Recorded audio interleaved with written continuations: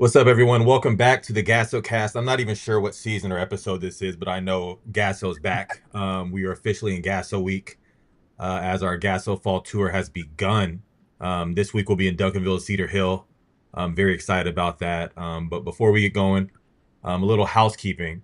The Next Gen Showcase, my baby, it's blowing up, fellas. The signups are coming in. I mean, crazy amounts. For those that have signed up and those who are, see all the buzz about it, just a little overview.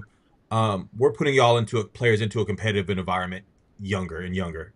Everybody says they want to play college basketball, so getting you into these environments where you can compete early on as a youngster, whether you're eighth grader, ninth grader, uh, sophomore. We're excited to have all those here. This is not going to be a skills camp. Um, your coaches coach you, your trainers train you. This is just a competitive environment where we feel like our eyes are going to help project you in the direction you want to go. Our Gaso's eyes, along with media, regionally, statewide, and national, will be there um, to give an honest assessment of where you are. So, from that perspective, I'm very excited. It's going to be a fun, competitive environment. We're going to do a lot of cool things, and there's a lot of big time names, so the matchups are going to be loaded. And we're excited for those that have signed up, and there's still time to sign up, all the way up to the week of. So, if you see some of your friends or your foes on those lists and you want to go at them, Houston, Texas is going to be the place to be that weekend. That's September 28th. So I'm very excited about that. Yeah. And the next G1 series, we teased it a little bit, but next week we're going to start dropping some of those names that have already committed, and we have a good amount of teams that have committed. Blue, touch on G1 series a little bit and kind of why we're bringing that to Gasso. Yeah, we're excited about it. I mean, we've talked and mentioned this before that we have been working on this for like 18 months. So it's been something that we have talked about, that we have been planning. And so what we're doing is we're bringing a circuit to the state of Texas. And so we already have all the stops already planned, going from San Antonio and Austin to the open periods up here in Duncanville, making a stop in Bryan, Texas at the Legends. And so everything's already pre-planned. Everything is just now collecting the names and getting everybody registered for this first year circuit. And I think that the most important thing that I can focus on here, it's about the players. This is what I'm going to stress continuously. It's about the players. It's about not from start to finish of the circuit. It's from the start. It's year round. We're year round. So guess what? Whatever we see in the spring, in the summer and fall, it just continues to go in a cycle, and we get to see these kids develop, and these kids continue to mature and become better at their positions. And so I think that's really what we're focused on here as part of the G1 series. Here is that it is a it's live year round. It doesn't stop because it's July and then we just forget about you. No, we're following you step by step and seeing your career start and finish. Yeah, and I'll say this. I think it's a circuit for you. If you're going to come play in this circuit, the circuit's going to be about you. We're not going to create multiple tiers to where you got to pay this money, but we're still going to be focused elsewhere. You're the show when you come to the G1 series year round, and you create your own narrative with standings and playing for a championship. Winners winners get talked about more, so you have a chance to put yourself um, in really good company as one of the elite teams in that series, and you'll get rewarded for it. And we're as honest and open as there is in this business. So it doesn't matter who you are. If you're hooping, we've always been that type of company to where, hey, we're going to put you on. So I'm excited about that, and we'll be dropping um, some of the committed teams next week, and I'm excited for that. Lyndon, Gasso fast break. When we're off a little bit, you have to be more creative because there's just not straight up player content. So you've been having some fire Gasso fast break newsletters, but this week and next week we'll start to have some actual content from Yeah, our events. Talk about that. yeah, man. It's August is fun for me because I get to get back in my like journalism bag a little bit, but you know, some previews for all of our Gasso fall tour stops, and then obviously all tournament teams, MVPs, stock risers, new faces. The same coverage you've come to expect from the Gasso Fast Break is going to be back, and then pretty soon October rolls around and it's back to releasing updated rankings for the 26s and 27s before doing some preseason rankings for teams, and then the season starts in November, and we're going to be hit the ground running and continue to push this out every Friday. Absolutely. So, like we said, this is the first stop in the Gasso Fall Tour. I believe will be on the next 5 of 7 weeks, including a JUCO and prep showcase that's also very loaded. So, we're getting into the groove. We're excited. We had a little break, and we're excited to be back this Saturday. So, speaking of this Saturday, we had some time off. Gasso Week's officially back. What are your opening thoughts? Did you rest some? What are you looking forward to? The floor is yours, Lyndon. We're back. It feels like that spring to summer kicks our butt every year. Yeah. But I feel like in this space, with how hard we work, we're excited for this weekend. Talk about it. Yeah, this is one of the favorite weekends on my calendar because you feel like you get to reset your eyes. You don't have the little bit of burnout that's creeping in towards the end of the summer. You're like, okay, I'm ready to watch some basketball at a Gasso event. And I feel like every year at this event, there's one or two players who may be off the radar, but they make a statement. They become like, okay, they're here now. They've arrived, and we got to really put them on our radar moving forward, and the college coaches got to hear about them in our conversations with them. And then always there's one or two teams that we're like, this team, they look way different than they did at TABC. They've been in the gym as a unit. They've gotten better. Maybe put up a surprising score against a team that maybe we thought should have beaten them, something like that. And then they're making a case for themselves to become in those preseason rankings when we release those and kind of put themselves on the map that way. Yeah, I'll hop in here. I feel like lazy media always needs something more fun to talk about than what's right in front of you. So obviously, there's a lot of talk about who's leaving. But with Gasso, one of the things we did with Next Gen is we want to start evaluating your career arc earlier and earlier. So we get to see these kids that come in as eighth graders and freshmen. We see what it looks like when they're first making their impact on varsity level. We see what that next step looks like as they transition to upperclassmen. And now we get to see those upperclassmen turn into their senior season. So there's a lot of anticipation for these kids we've watched grow up, develop, and now they get a chance to lead. One of the things I like a lot that's going on right now with this 2026 class, you see a lot of them committing early. And committing early often allows them to just focus on their senior season. So I'm excited to see, and we'll talk about this in a couple segments from now, but just that next step, because there's a next step for every prospect in Texas. Whether you're on freshman, JV, varsity, there's always a next step. So I'm excited to see a lot of these prospects next step, and it starts Saturday at our Gasso Fall Classic. Blue, how about you?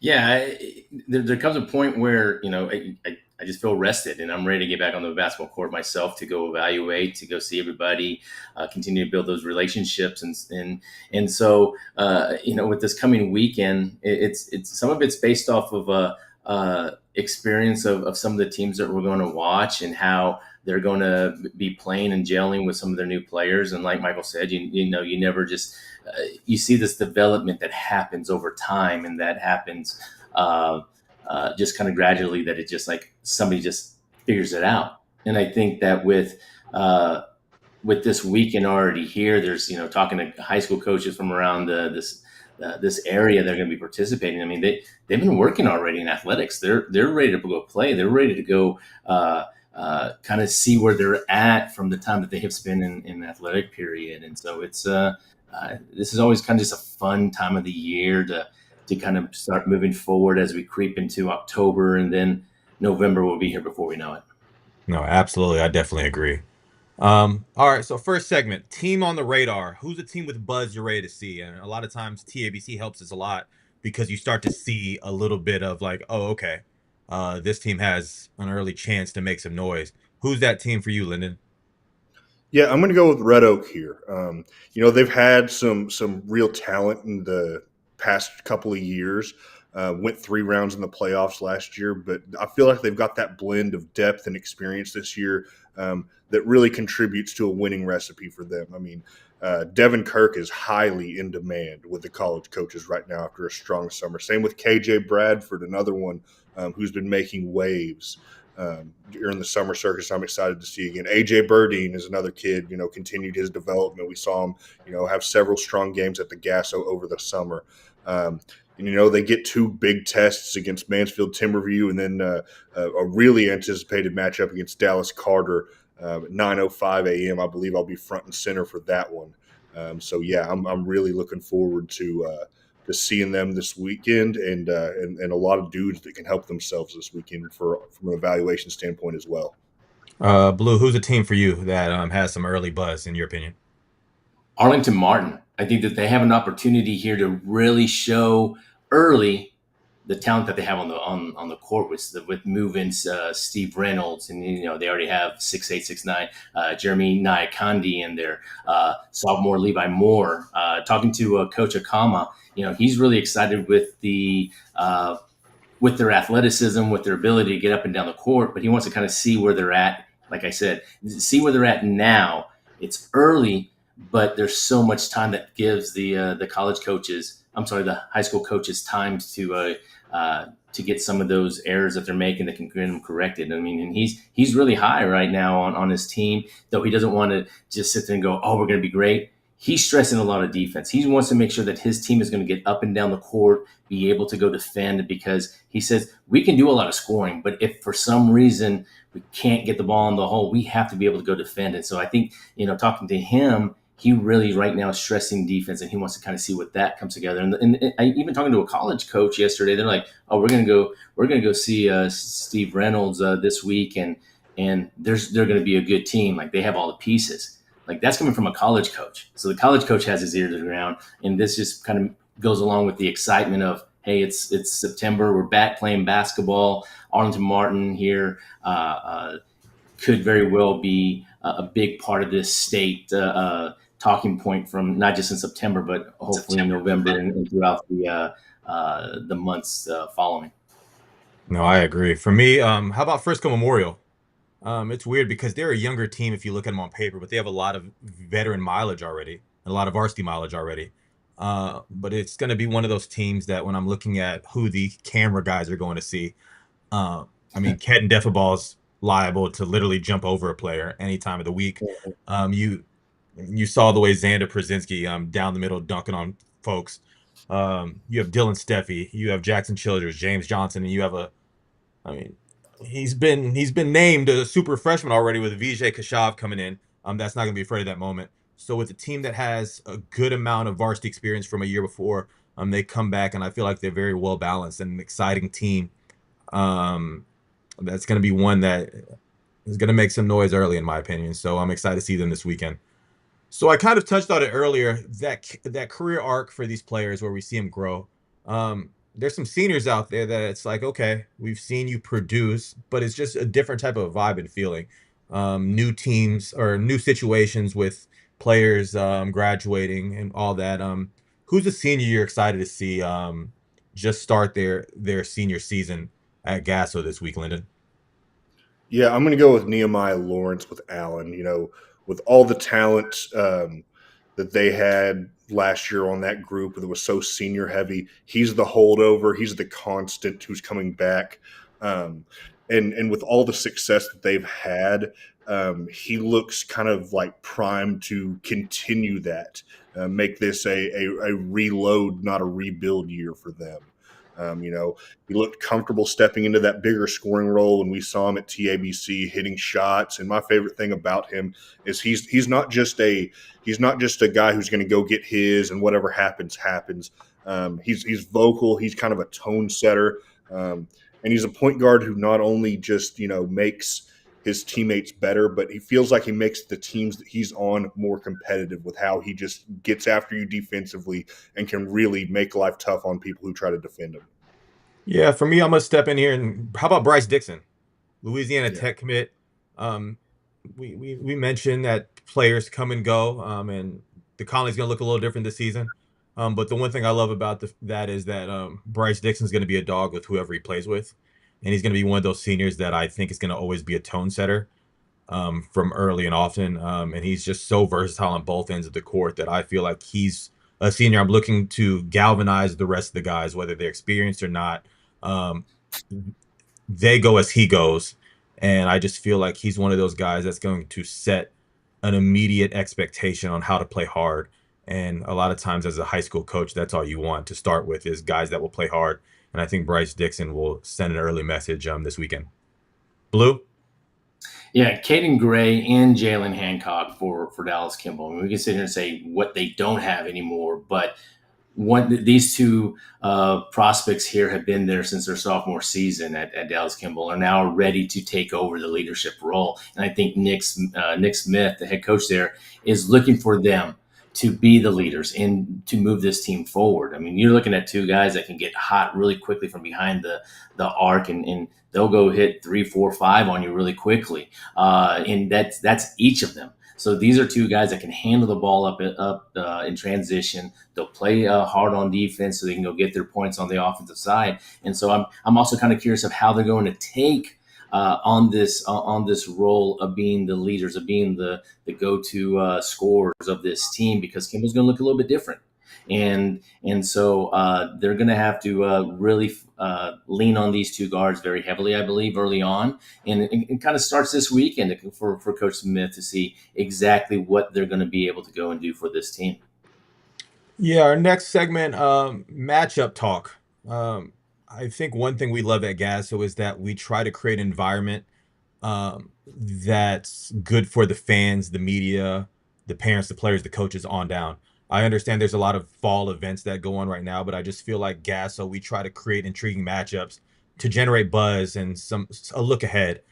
So what are some of those matchups you're like, oh, this is very interesting based off certain things, but it'll kind of set the tone for how the outlook of Texas high school basketball will be this year. Lyndon, I like this one a lot for you. You have a lot to say about it. Yeah, this is I mean, one of easily a top 3 matchup of the day, with Dallas Paris Episcopal against Oak Cliff Faith Families National.